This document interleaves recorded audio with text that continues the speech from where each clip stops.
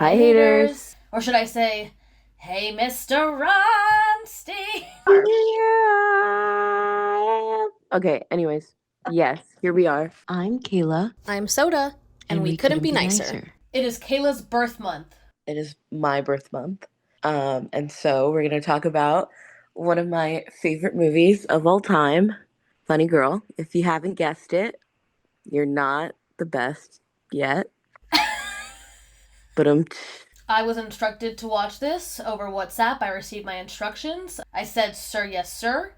And my life was changed. Not changed for good because that's a different musical. That's Wicked, not Funny Girl, not to be confused. Kayla, what is Funny Girl about?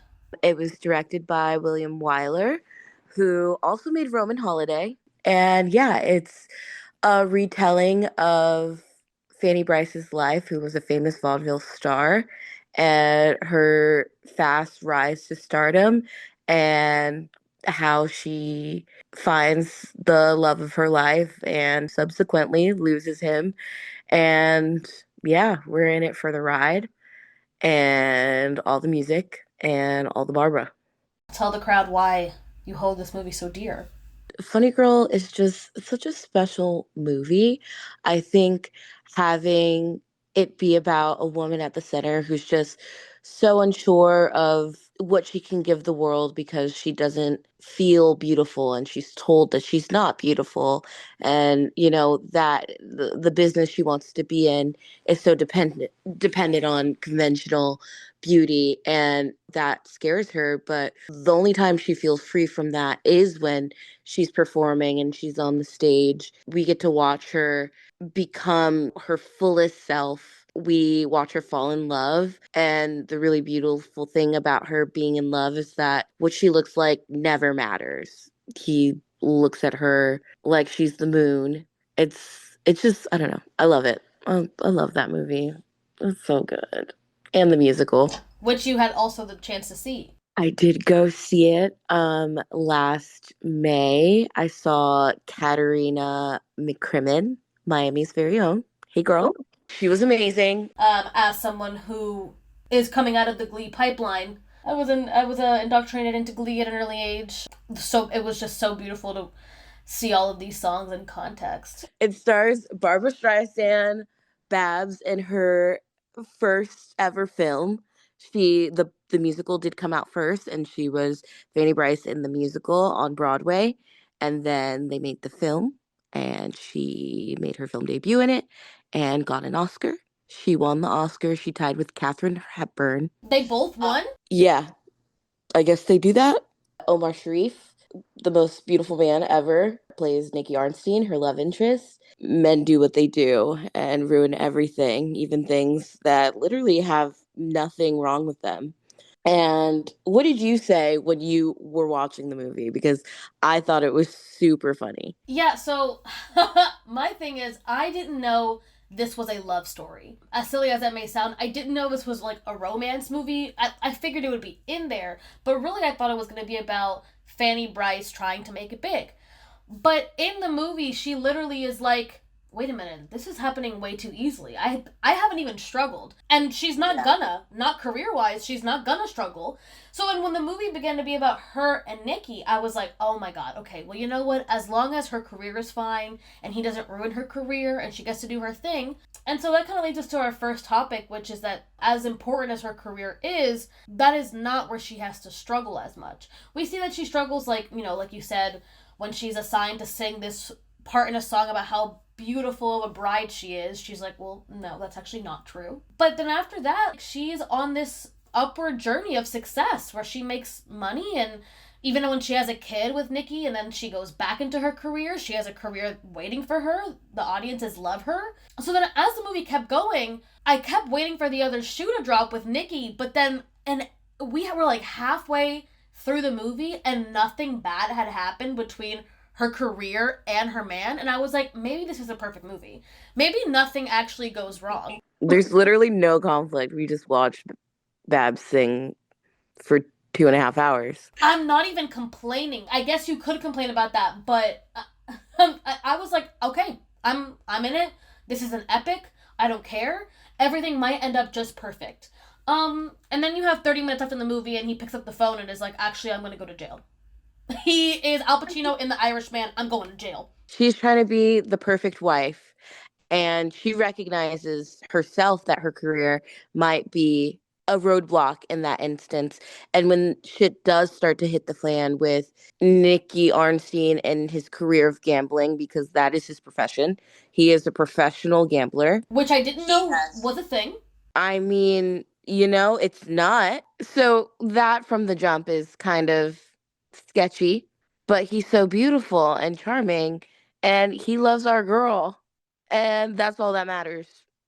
And so you say, okay, and you nod along and you watch them fall in love, and you're so happy. And I think that the dynamic they have outside of the money problems, because obviously Fanny doesn't have any money problems. She could feasibly provide for her and him, but he won't have that. And he also won't have a stable job either. So in comes the conflict. That is not actual conflict between them up until she tries to do things for him. And that's the first fight they ever have that we see them have. And it doesn't feel good in your soul. And they only have it because she's just living in La La Land, and her mom's like, "Girl, go help that man. He owes everybody and their mother money. He might even know me money." Her mom is what such an underrated character. I feel like He is a star. So good. where she clocks something up on the phone immediately. My daughter was laughing.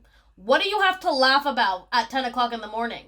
What is so funny about me asking about how your day was? She literally never went anywhere. Now she's telling me she's at museums. She's seen the whole world in 2 days. So that scene happens right after they officially begin seeing each other. They're having casual sex, and then he's like, "Actually, I have to go. I gotta go gamble on the ship. I gotta clock in, if you will." So my fear was like, okay, this is where things go wrong. He's gonna cheat on her, obviously. So this is the moment where she actually chooses love over her career, and she's not punished for that. She's not punished for choosing love over her career. She goes on the ship. She sings "Don't Rain on My Parade."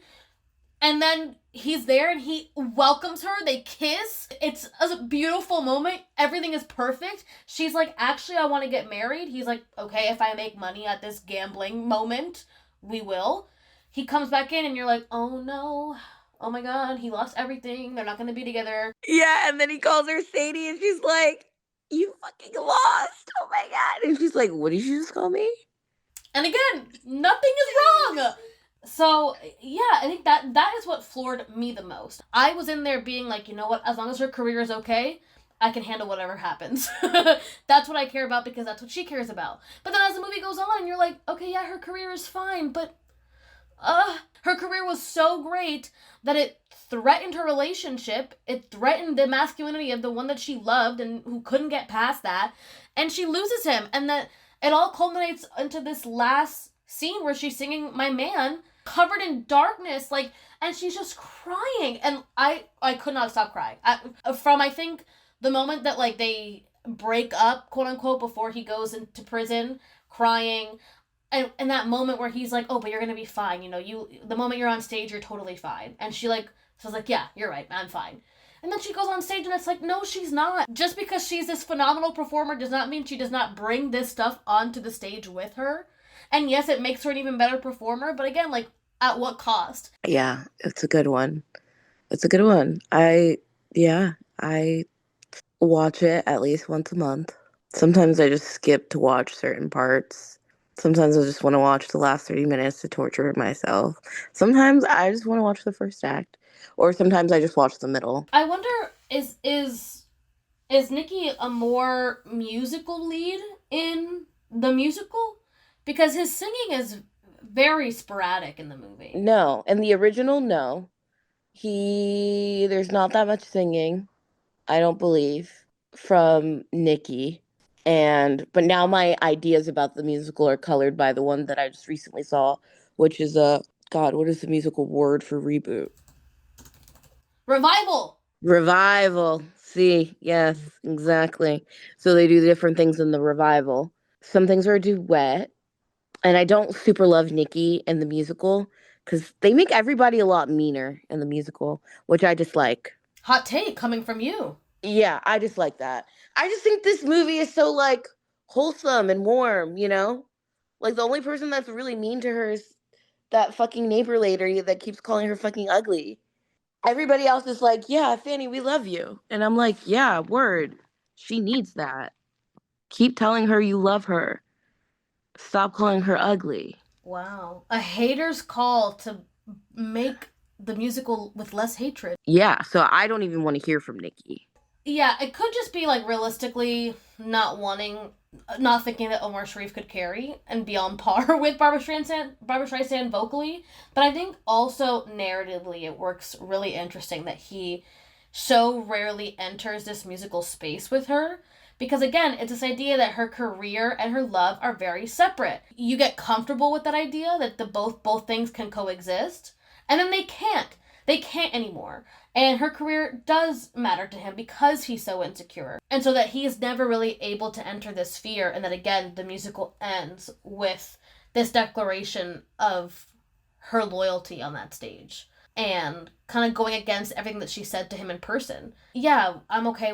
I'm okay to let you go. And she's like, how can I even say that? Would I know that I'll be back on my knees someday? So just really interesting, even if it is just more of like a choice for the movie to not have him sing, that they don't have like these powerful duets. Even like I Am Man, You're a Woman, like it's still very low key, and and obviously it's when they get together, so it's this only moment.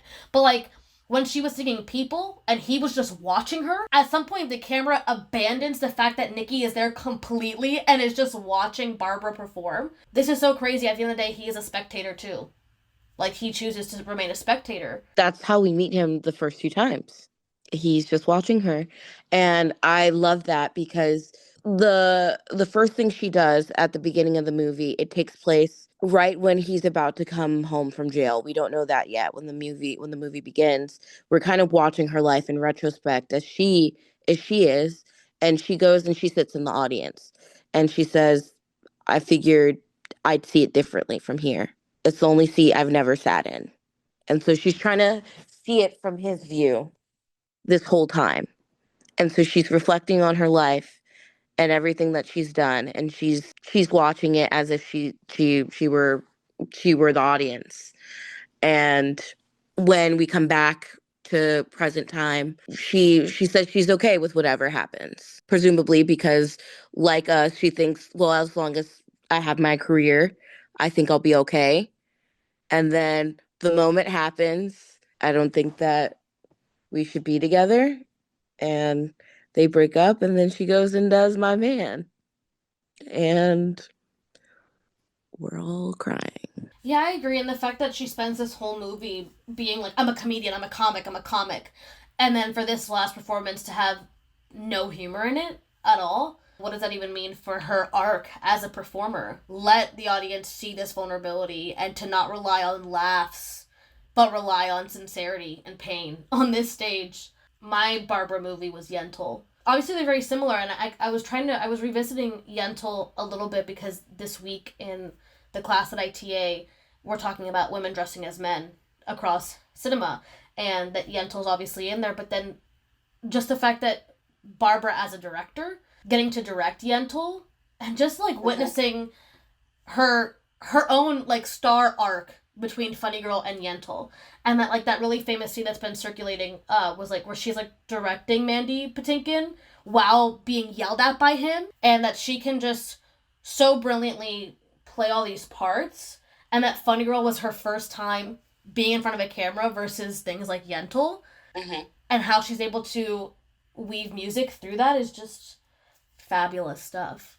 Actually fabulous. And speaking of Barbara as a director, we could talk about Fanny as a director herself in the movie because she is so amazing, incredible, wonderful. The first thing she does when she becomes a Ziegfeld Folly, we mentioned earlier, is that it mentions her being like the beautiful reflection of her love's affection. And she's not pretty, and she's not like Ziegfeld Folly pretty, which is crazy. That's like the Victoria, secret angels, whatever thing. And so, she knows what the Ziegfeld Follies are, and she's like, "Well, I'm going to say that, and they're going to laugh at me, and I refuse. I won't be saying that." And so she immediately gets the job and is like, "Hey, no, I won't say this." And he's like, "You will," and she's like, "No." And everybody's like, "Oof, this girl gonna get fired." And so the night of the performance, she does it, but she puts, again, it's like 1915. She puts a pillow on her belly to show that she's pregnant. The beautiful reflection of like love's affection, and the crowd goes wild. It's very raunchy. It's very crazy to be a pregnant bride, and he's like, "I hated it. You're gonna do it like that every night." That's such a great parallel to make, that she brings so much to these shows, and that to the point of like rewriting them, and they have to accommodate her in a completely new way because she's a completely new talent. And Mhm. Barbara is the perfect person to bring that real life story to the screen. All right, it's soundbite time. Let's talk about the Glee in the room. Obviously, I'm watching, or I had watched this with the burden of Glee on my shoulders. And I don't think it gets in the way. I think that one of the greatest things about Funny Girl is its timelessness, and that because of Glee, new people were able to discover it in that way. But I don't think it's a major burden to enter this with Glee on the mind. If I saw this when I was 15 years, no, even 13, 12 years old, yeah, I would be more inclined to be like Rachel Berry's crazy ass. Absolutely. This is such a phenomenal thing to witness as a kid and to like model yourself after. Hearing them sing it, like, yeah, Glee is one of the craziest shows ever, but one thing about my friends is that they can sing. Being able to hear Barbara and then just also being able to hear like Kurt Hummel in my head. So I didn't start watching Glee until I was forced, like 2-ish years ago. I actually am at the part where Rachel is, spoiler, sorry, in rehearsals for Funny Girl. I don't know if it actually happens or if something kerfuffles it. When her and Adina Menzel sing Funny Girl. Or when Rachel wants to get a nose job, and then they're like, "What if Barbara Streisand got a nose job? How would you Yes. feel then?" I do appreciate Glee for that. I feel like Glee likes Funny Girl as much as I do, so it's nice to have that. To have only one thing in common with Glee, and it be that. My final soundbite, and again, this is so small. This is a perfect movie. I'm not shaming on One You Love. I was surprised when the Nikki Arnstein freeze frame happened. When it just freezes, Nikki Arnstein, Nikki Arnstein. I was like, oh, okay, okay. I would love to see how this looks on the stage. And it's just because the movie itself isn't super cinematically ambitious in terms of like what it does with the camera. The sets are gorgeous, the production design is gorgeous, but the camera interference by the camera or by techniques again isn't super prevalent. So just when the freeze frame happened, I found it a little bit amusing, but I loved it. And I loved hearing her voice. I loved hearing. Again, she was lit so beautifully that she was glowing every time the freeze frame happened. So I didn't care to look at it for a little bit longer. It was gorgeous. Honestly, that's probably the roughest part of the movie. It's like, you're trying to tell me she's ugly? But I think it works once you see the other performers. You're like, oh, Yeah. okay. I get it. They're super, super tall. And even in the way they dress her, when she's coming out off the train and she's dressed in like this brown two piece, and all these other women are dressed to the nines and they're like walking goddesses in the train station. I'm like, okay, so she's just humble. But then that night when she goes to meet Nikki and she's wearing this beautiful purple ensemble, this beaded everything. She wants him to think that she's beautiful. Oh. She doesn't care about what everybody else thinks. She only cared what he thought. And then we don't really see her dressed like that again. Like she just also returned like once they're together and they're happy. She has a very kind of muted look about her. She shows up and in a floor head to toe cheetah print. Oh, yeah, but that's much, much later. I'm saying that, like, once they're together, that her style isn't super change. Like, she never necessarily adopts the style of the women around her. Yeah, and that's because I also think that's because she is very sure of herself, even though she is insecure about what she may look like and not being like them. She very much, I don't think she wants to be like them. She says she's a bagel on a plate full of onion rolls, and being a bagel got her this far, you know? Like, she doesn't want to be an onion roll. She's happy with being a bagel. Okay, well, that was Funny Girl. If you're listening to this, say happy birthday, Kayla. Happy birthday, Kayla, and watch Funny Girl and think of me. Bye, Bye, haters. haters. Bye, lovers.